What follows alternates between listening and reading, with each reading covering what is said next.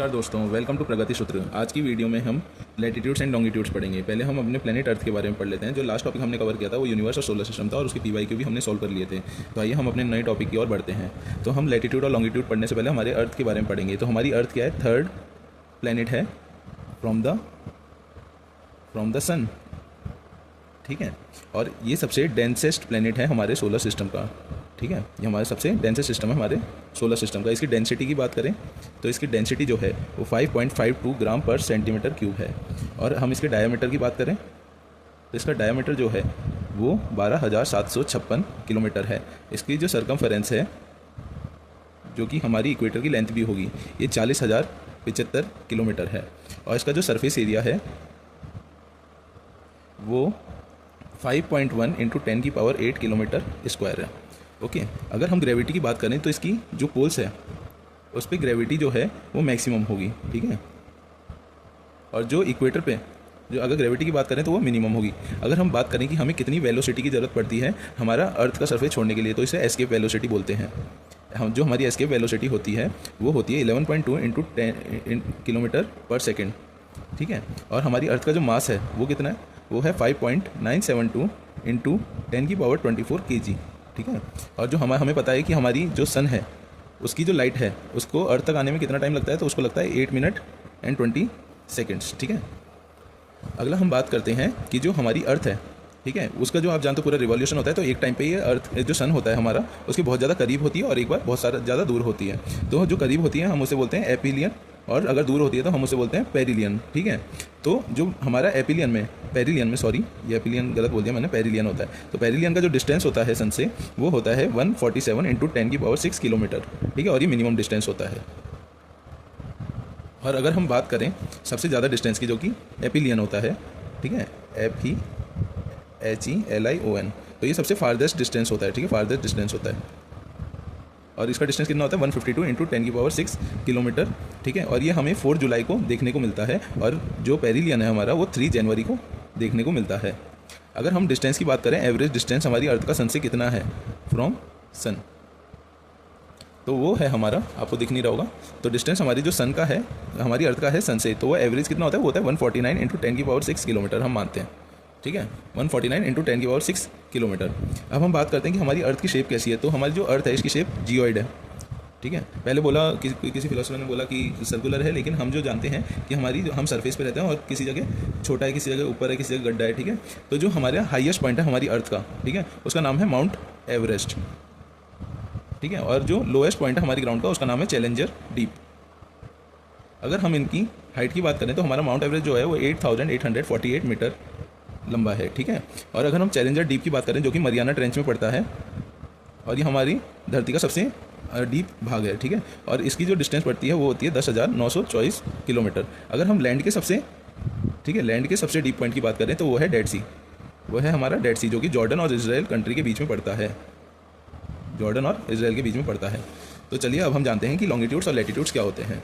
जो हमारी east to waste line जा रही है, ठीक है, जो हमारी ईस्ट टू वेस्ट लाइन जा रही है,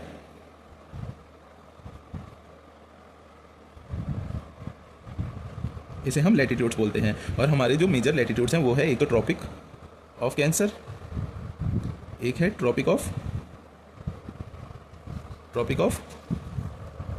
कैप्रिकॉर्न। जो ट्रॉपिक ऑफ कैंसर है वो हमारा 23.5 डिग्री नॉर्थ में पड़ता है। और जो हमारा Tropic of Cancer 23.5 degree north में पड़ता है। और जो हमारा ट्रॉपिक ऑफ कैप्रिकॉर्न है, एक सेकेंड, ये पेज बहुत हिल रहा है हवा से, तो जो हमारा ट्रॉपिक ऑफ कैप्रिकॉर्न है ये 23.5 डिग्री साउथ में पड़ता है। तो ये हमारी वो लाइन्स होती है जो ईस्ट टू वेस्ट ट्रैवल करती है। अगर हम आपको कंफ्यूज हो लैटिट्यूड और लॉन्गिट्यूड में, तो आप ऐसे याद रख लो, जो लैटिट्यूड होती है वो लेटी हुई लाइन्स होती है, ठीक है, लेटी हुई होती है। और जो लॉन्गिट्यूड्स होगी वो हमारी पोल से पोल तक जाएगी, ठीक है, ऐसे पोल से पोल तक जाएगी हमारी देखो डायग्राम में पोल से पोल से, और ये नॉर्थ टू साउथ ट्रैवल करती है, ठीक है, नॉर्थ टू साउथ ट्रैवल करती है। और जो हमारा इक्वेटर होता है ये एक तरह का लैटिट्यूड होता है और ये 0 डिग्री पे होता है, इसे हम इक्वेटर बोलते हैं। और ये हमारी अर्थ को 2 पार्ट्स में डिवाइड करता है, पहला नदर्न हेमिस्फीयर और दूसरा सदर्न हेमिस्फीयर में, ठीक है। और जो हमारी जैसे ये कितनी लाइन्स होती है, ये टोटल जो हमारी 181 लाइन्स होती है। जैसे आप देख रहे हो इधर से 90 लाइन्स ऊपर की तरफ, इधर से 90 लाइन्स नीचे की तरफ, और ये एक लाइन जो कि एक्स्ट्रा है, तो 90 + 90 + 1 तो कितना हो गया 181। और इसकी जो 1 डिग्री की वैल्यू होती है, 1 डिग्री की वैल्यू होती है, ठीक है, वो होती है 111 किलोमीटर। तो आपको याद रखनी है ये सारी चीज़ें, ठीक है। और ये पैरेलल इमेजिनरी लाइन होती है। कहीं आप सोचो कि हमारी अर्थ पे तो ऐसी कोई लाइन नहीं होती, लेकिन हम इसे इमेजिनरी लाइन बोलते हैं, जिससे हम कोऑर्डिनेट्स पता करते हैं और लोकेशन पता करने में बहुत एक्यूरेट होती है, ठीक है। तो चलिए हम अगला स्टार्ट करते हैं। तो हम एक एक करके हमारे जो ज़रूरी लैटिट्यूड्स हैं उन्हें कंप्लीट करेंगे। सबसे पहले हम 0 डिग्री इक्वेटर से कंप्लीट करेंगे। हम पता करेंगे कि इक्वेटर कौन कौन सी कंट्रीज से होकर निकल रहा है और इसमें मेजर कौन कौन सी लेक्स और रिवर्स है, ठीक है। अगर आप ज्योग्राफी को बिना मैप के पढ़ रहे हो तो बहुत बड़ी गलती कर रहे हो, क्योंकि geography is all about mapping और आपको आनी चाहिए मैपिंग करना, ठीक है, जिससे आपको चीज़ें जल्दी याद होगी। तो हमारा जो इक्वेटर जो लैटिट्यूड है ये 0 डिग्री पे है। तो ये हमारी 3 जो मेजर हमारे कॉन्टिनेंट्स है उससे होकर निकल रहा है। पहला हमारा साउथ अमेरिका, दूसरा हमारा अफ्रीका और तीसरा हमारा एशिया, ठीक है। अब देख लेते हैं कितनी कंट्रीज से होकर गुजर रहा है। वैसे ये 13 कंट्रीज से पास होता है। और जो लेक विक्टोरिया है, ठीक है, जो लेक विक्टोरिया है जो आपको यहाँ पे मार्क करते हुए दिखेगा, जो कि अफ्रीका कॉन्टिनेंट में है, ये सबसे बड़ा वर्ल्ड का सबसे बड़ा फ्रेश वाटर लेक है। तो कई बार आपके एग्जाम में क्वेश्चन आ जाता है कि वर्ल्ड का सबसे बड़ा फ्रेश वाटर लेक कौन सा है, तो वो है लेक विक्टोरिया, ठीक है, वर्ल्ड का। और हमारे इंडिया का कौन सा सबसे फ्रेश वाटर लेक, वो है वुलर झील, जिसको झेलम नदी का पानी भरता है, ठीक है। अब देखिए, अब हम एशिया इधर से नॉर्थ अमेरिका से स्टार्ट करेंगे। तो जो पहला हमारी कंट्री है वो है इक्वाडोर, दूसरी कोलंबिया, तीसरी ब्राज़ील, चौथी गैबोन, पाँचवीं जो है वो है सॉ टोम, ये जो है सॉ टोम एंड प्रिंसिपे, ठीक है। और इसके बाद जो कंट्री आती है वो है डेमोक्रेटिक रिपब्लिक ऑफ कॉन्गो, उसके बाद जो है युगांडा, फिर आती है हमारी केन्या, फिर आती है हमारी बाहर की जो आपको कंट्री दिख रही है ये वाली, ये होती है सोमालिया, फिर हमारी आती है मालदीव्स, ठीक है, फिर इंडोनेशिया, और लास्ट में आप देखो एक छोटा सा आइलैंड है और इस कंट्री का नाम है किरीबाटी, ठीक है।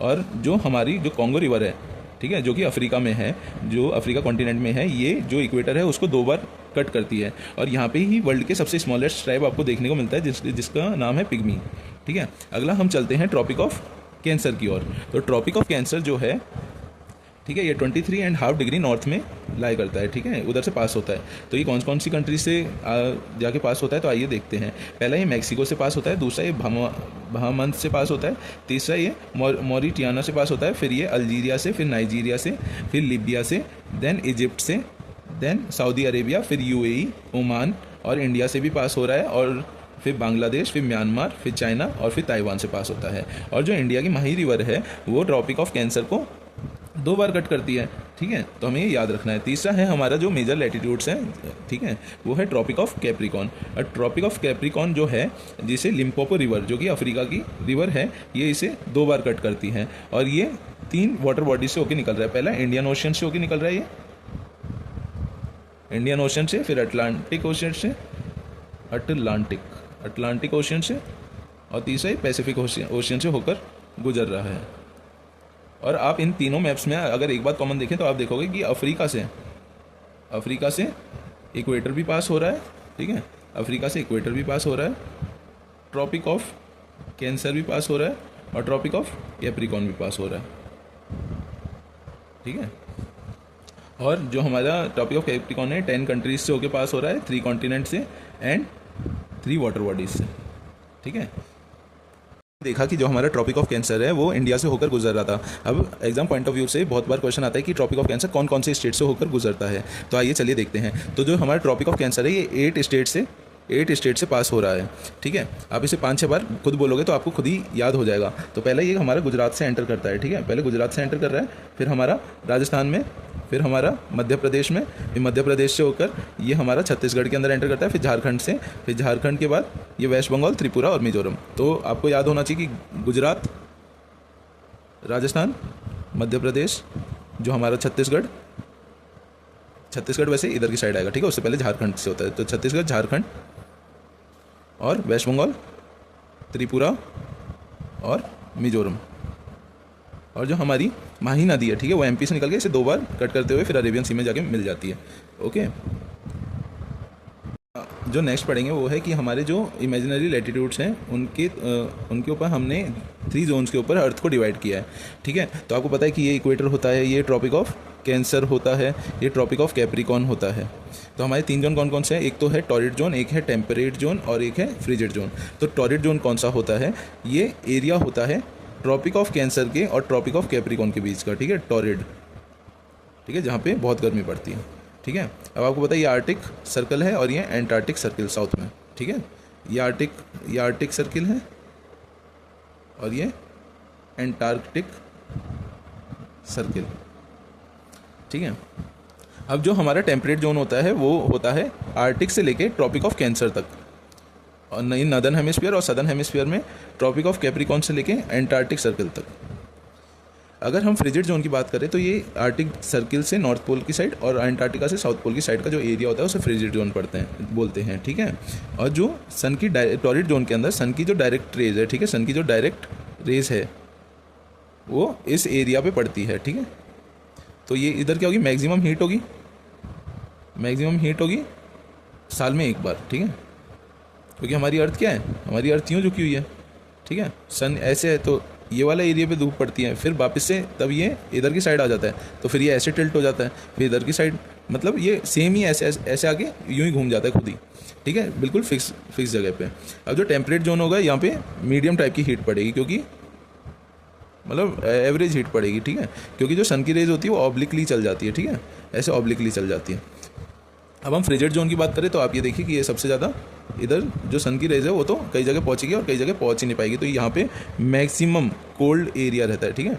जो एरिया रहेगा ना वो मैक्सिमम कोल्ड एरिया रहता है यहाँ पे। तो हमारे जो लैटिट्यूड इतना ही था, लॉन्गिट्यूड हम अगली क्लास में पढ़ेंगे। तो आप बताइए हमारी वीडियो आपको कैसी लगी। इतना प्रिंट आउट निकाल के बहुत मेहनत की आपके लिए, तो लाइक और सब्सक्राइब जरूर कीजिए इस वीडियो को और अपना सपोर्ट दीजिए, जिससे हम और वीडियो लाते रहें आपके लिए। धन्यवाद। तो मिलते हैं हम नेक्स्ट वीडियो में। धन्यवाद।